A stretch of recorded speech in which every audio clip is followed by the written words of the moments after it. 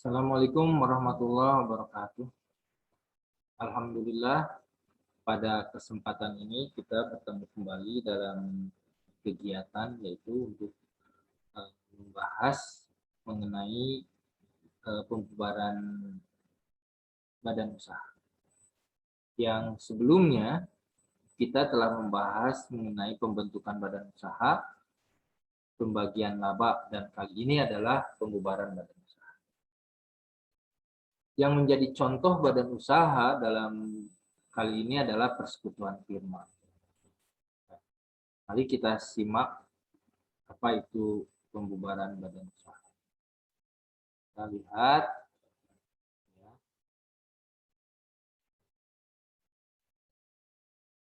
Likuidasi firma merupakan suatu keadaan di mana perusahaan atau persekutuan firma dibubarkan dan usahanya dihentikan.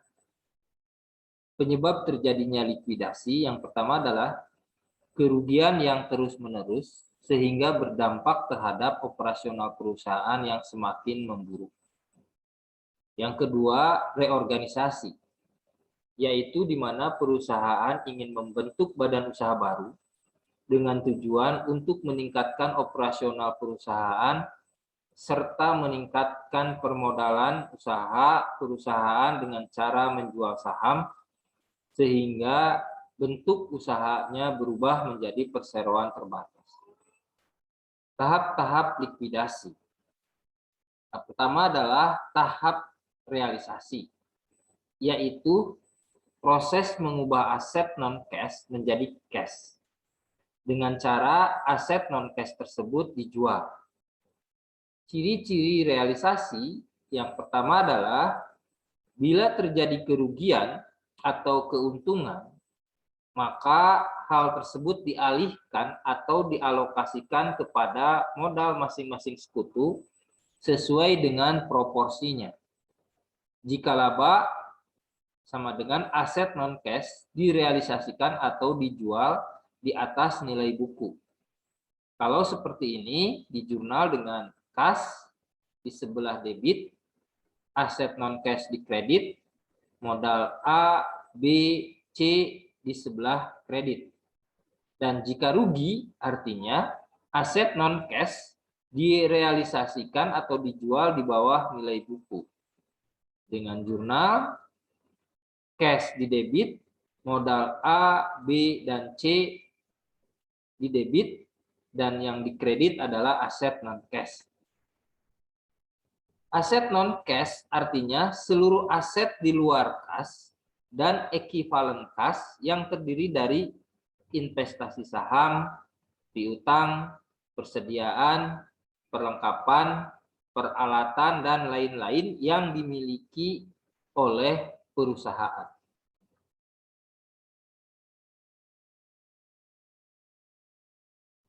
Dua, bila salah satu sekutu modalnya menjadi bersaldo debit, maka sekutu yang bersangkutan mempunyai kewajiban membayar kepada persekutuan firma. Di jurnal, kas di debit, modal A misalnya di kredit.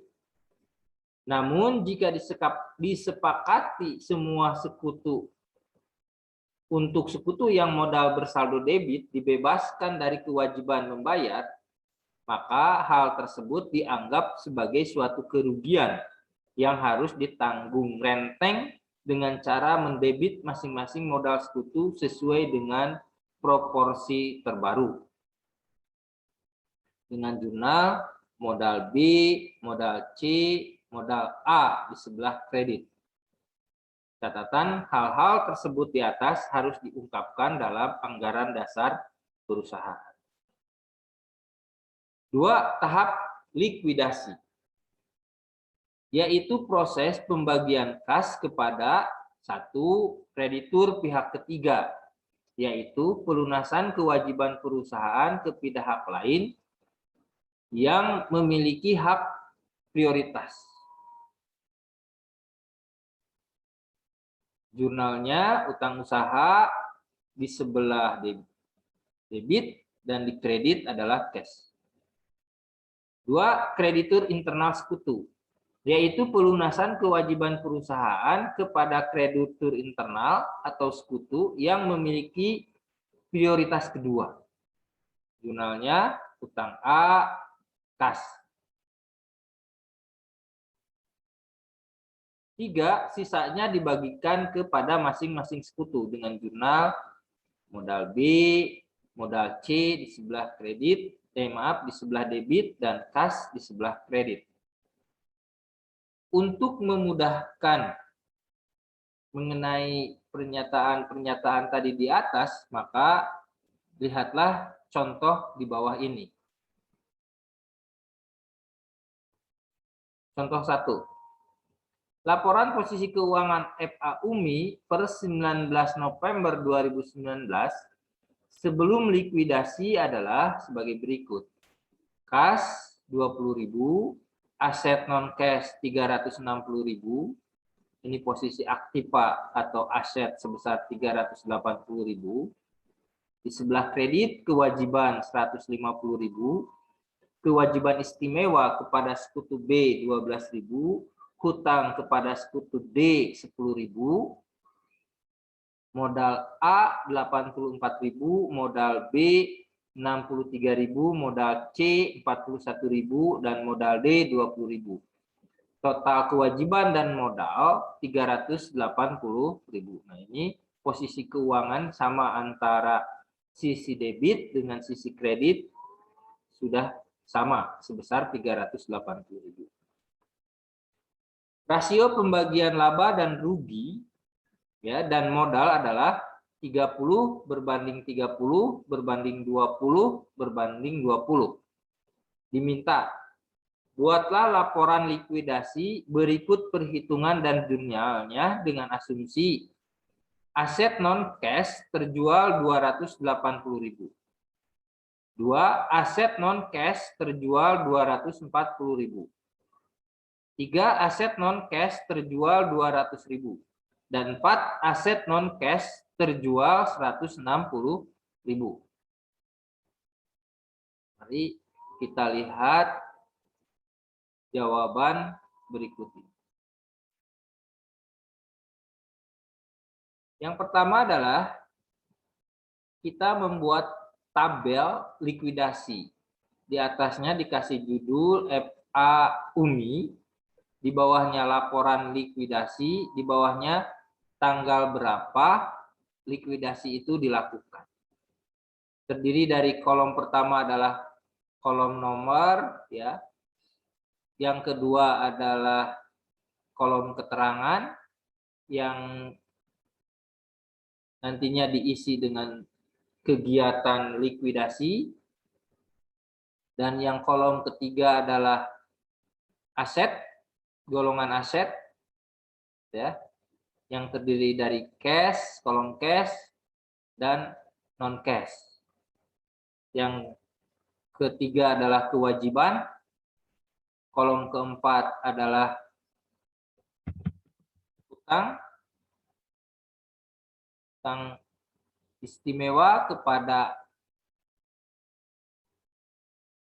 A dan B, kepada B dan D.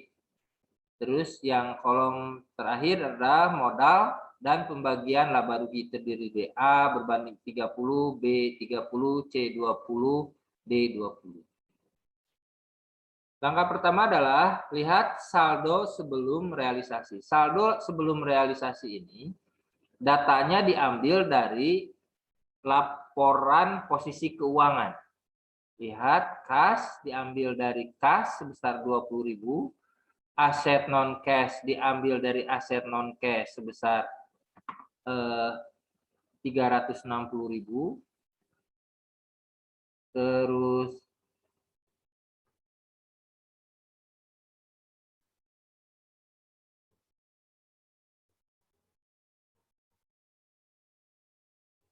Terus kewajiban kita ambil dimasukkan ke dalam kolom kewajiban, sedangkan hutang kepada sekutu B kita ambil dari hutang kepada sekutu B. Nah, hutang kepada sekutu D kita masukkan kepada kolom hutang sekutu D, dan modal A, B, C, D D masukkan ke dalam kolom A, B, C, dan D. Selanjutnya adalah kita menghitung, di sini ada soal, jika aset non-cash direalisasikan sebesar 280.000. Artinya 300 nilai bukunya 360.000 dijual 280.000. Nilai bukunya 360 dijual 380. Maka FA Umi menderita kerugian sebesar 80.000. Kerugian 80.000 itu didistribusikan kepada A, B, C, D dengan komposisi untuk sekutu A yaitu 30/100. 100 diperoleh dari 30 tambah 30 ditambah 20 ditambah 20. Ya. Jadi pembaginya 100, sedangkan penyebutnya 30. 3/100 kali 80 hasilnya 24.000. Jadi didistribusikan ke A 24.000. B komposisinya sama 24.000, yaitu kepada C, yaitu 2/100 kali 80.000 hasilnya 16.000. 16.000. Ya, dan D sama 16.000. Maka timbul persamaan kedua. Ya, persamaan keduanya itu diperoleh ya 300.000, ya cashnya 300.000, aset non cashnya sudah tidak ada karena terjual, kewajiban 150.000, hutang 12.000, hutang kepada D 10.000, modal A 60.000, modal B 39.000, modal C 25.000, dan modal D 4.000. Ini jika di sisi kredit dijumlahkan hasilnya 300.000. Antara debit dengan kredit tetap sama. Langkah kedua adalah membayar hutang kepada pihak eksternal. Maka kas dikurangi sebesar 150.000 dan kewajiban dikurangi 150.000. Maka ada persamaan ketiga, ya. Asetnya 150.000, yaitu kewajiban dan modal juga 150.000 udah kita hitung. Dan ketiga adalah pembayaran kepada sekutu, ya, hutang kepada sekutu, yaitu sebesar 22.000 yang terdiri dari kehutang B 12.000 dan hutang D 10.000. Dan yang keempat adalah pembagian sisa kas kepada masing-masing modal sekutu, yaitu kepada A 60.000, kepada B 39.000, kepada C 25.000, dan kepada D 4.000. Ini sesuai dengan jumlah sisa modal yang dimiliki oleh masing-masing sekutu berbanding sama dengan jumlah cash yang tersedia. Perhitungannya, langkah selanjutnya adalah membuat jurnal. Karena yang diminta di sini adalah buatlah jurnal. Yang pertama adalah penerimaan kas atas penjualan aset non cash, yaitu kas diterima 280 dan pendistribusian kerugian ke modal A 24.000, modal B 24.000, modal C 16.000, dan modal D 16.000. Ini semua posisinya di debit. Sedangkan yang di kredit adalah 360.000, yaitu dari aset non cash terjual semua sebesar 360. Yang kedua adalah pembayaran hutang kepada pihak eksternal, yaitu ini nih. Pembayaran hutang kepada pihak eksternal, cash berkurang di sebelah kredit 150.000 dan kewajiban berkurang di sebelah debit sebesar 150.000. Yang ketiga adalah pembayaran hutang kepada pihak internal. Maka yang didebit adalah hutang kepada B 12.000, kepada D 10.000, yang kredit adalah cash. Ya, 22.000. Dan yang keempat adalah pembagian kas, yaitu cash berkurang di kredit 128.000 dan modal A 60.000, modal B 39.000, modal C 25.000 dan modal D 4.000. Jadi masing-masing di sebelah debit. Artinya modal A, B dan C, D sudah tidak ada lagi di dalam perusahaan karena setelah dibubarkan. Soal yang kedua adalah di sini permintaannya aset non cash dijual 240.000. Aset non cash dijual 240.000. Nah, ini kita sama dijual 240.000 ya, kita isi dulu nih. Kita kebetulan kita rapihin. Kita rapihin.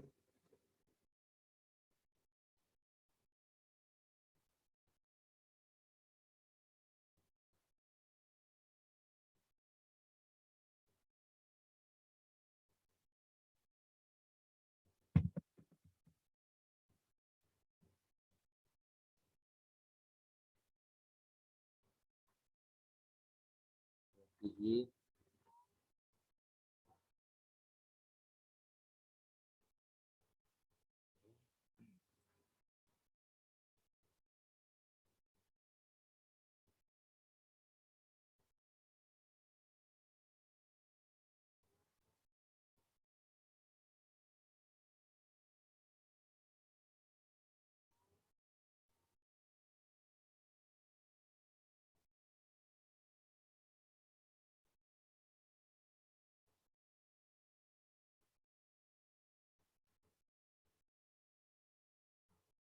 Ya, sama-sama ya langkahnya dengan yang pertama, yaitu kita memindahkan dari laporan posisi keuangan sebelum likuidasi.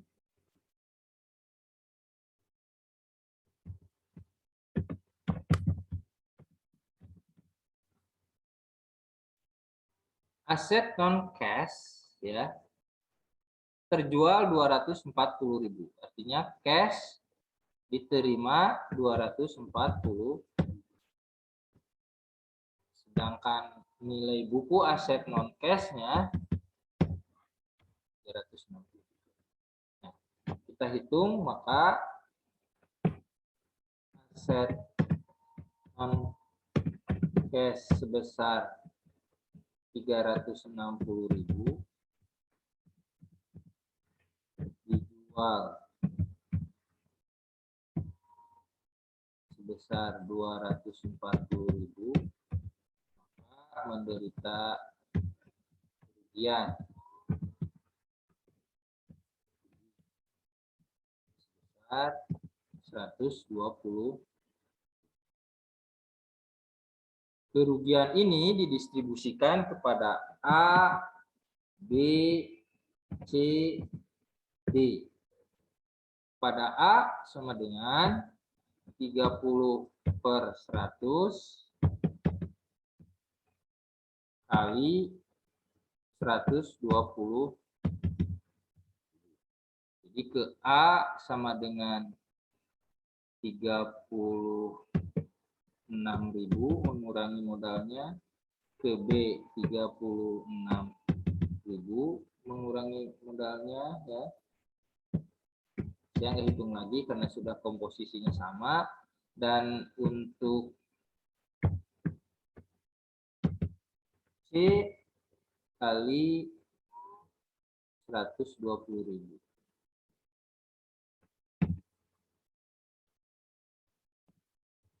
Jadi 24.000, 24.000.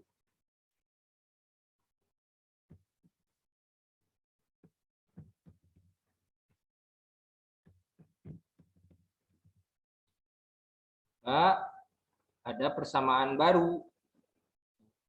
Persamaan barunya yaitu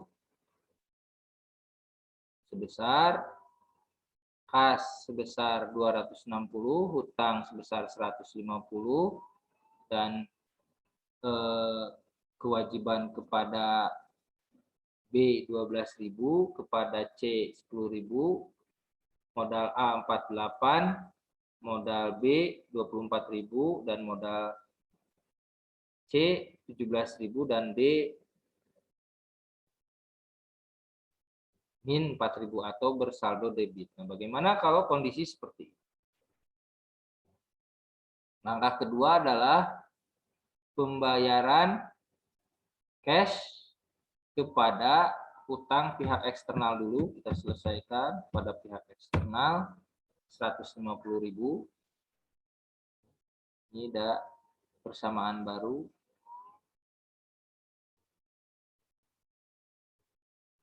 Jadi cash sebesar 110.000, utang kepada B 12.000, utang kepada D 10.000, modal A 48, modal B 27.000, modal C 17.000, dan modal D bersaldo debit 4.000 atau minus 4.000.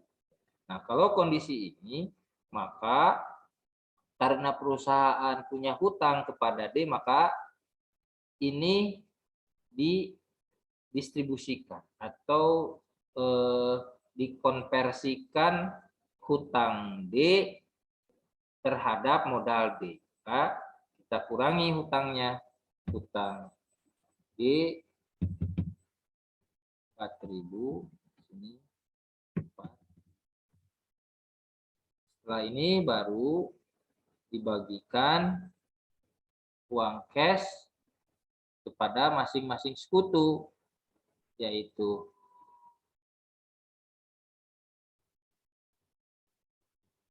ini ada salah masih.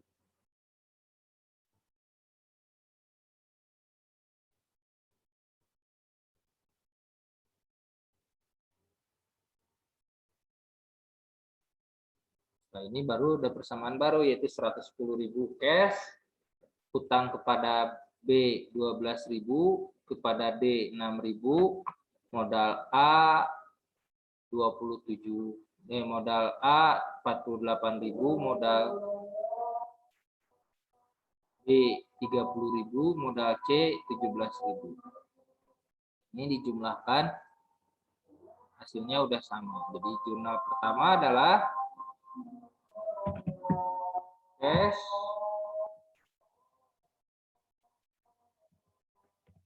modal A, modal B, modal C, D. Spread non cash.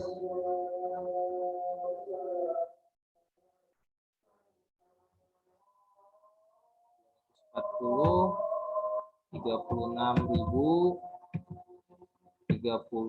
ribu, 24.000, 360.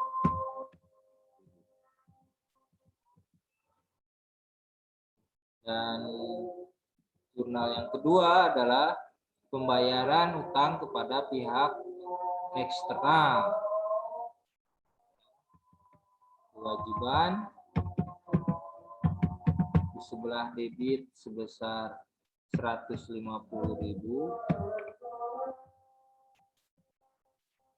Kreditnya adalah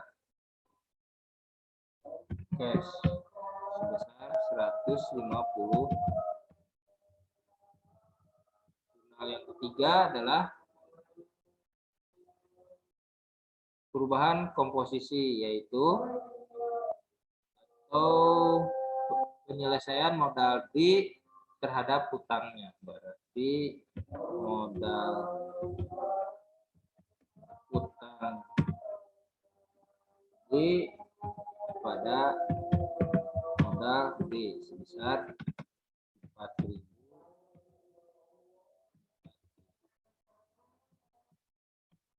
Selanjutnya adalah pembagian cash, yaitu utang D B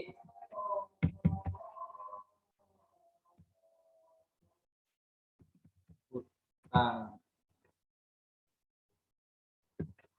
B modal A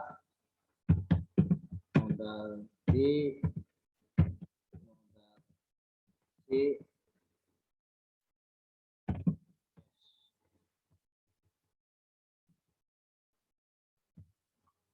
utang kepada B 12.000, utang kepada D 6.000, modal A 8.000, modal B 27.000, modal C 17.000. Sedangkan D tidak memperoleh modal karena dia sudah habis modalnya.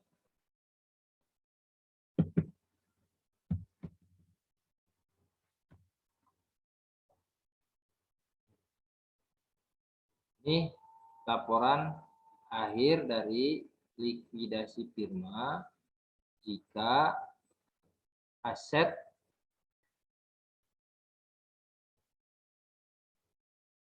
non cash terjual sebesar Rp240.000. Demikian ya untuk 2 soal ini, nanti kita lanjutkan. Terima kasih.